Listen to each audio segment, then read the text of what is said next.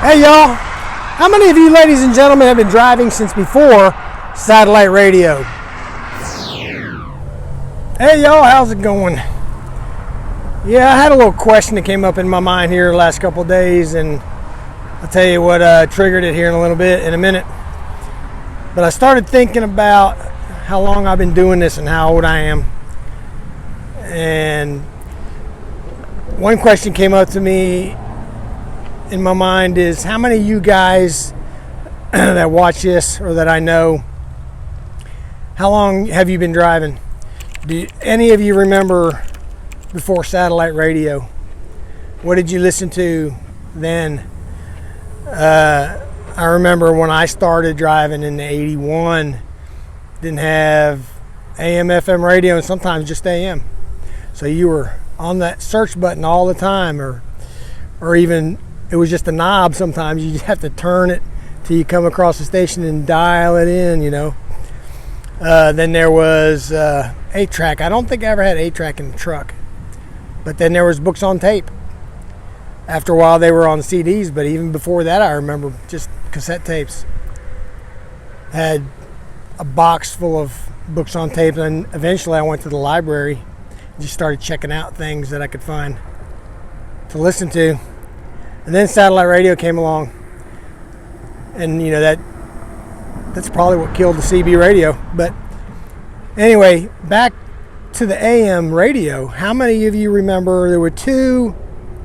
I mean, there were probably more, but two that I remember: national radio personalities on overnight, and they did trucking shows. Just this last week, Bill Mack, who was on WBAP out of Dallas or Fort Worth, he passed away just this past week, and he was on the Midnight Trucking Radio Show. And they're, I guess, 50,000 watts, and at nighttime, like shoot and skip, I guess, got all over the country. And then another guy I remember, I think even before I knew about Bill Mack, was Dale Sommers. And he was out of Cincinnati, Ohio. That's my hometown. I originally grew up. But they called him the Trucking Bozo, and he was on 700 WLW. And he had characters and, you know, just a good overnight trucking show. Talked about trucking issues, and both of them would do remotes. Bill Mack would do a lot of out there at I can't remember the name of the little town there east of Dallas. I'll remember it later. But he used to just go out and do remotes out there, be there all night, truckers coming in and out. And then Dale Sommers do the same thing up around Cincinnati. But yeah, I started thinking about that. And how many of you guys remember old AM radio? The Trucking Bozo, he passed away in 2012, I believe. And then Bill Mack just this last week. So I started thinking about that. I thought I'd bring it up. And for that, wearing my retro Saya hat. I think I got this in 94, 93. I don't know. I'm not even sure if they'd want me to wear it anymore, but so I think it has a Saya motor on it. That's old school.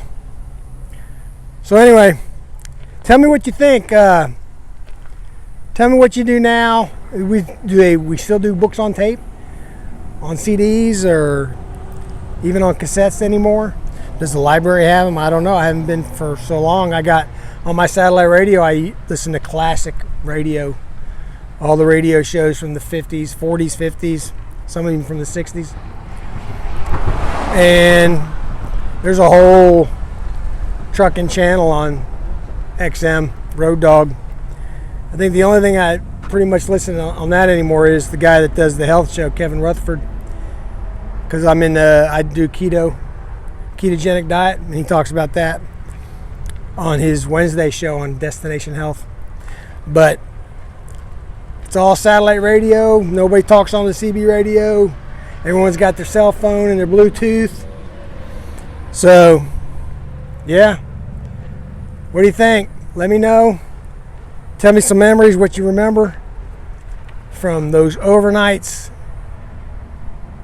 all you could probably find is country western and the Mexican music, Tejano music. But and then there was Bill Mack, Trucking Cowboy, and a Trucking Bozo, Dale Sommers.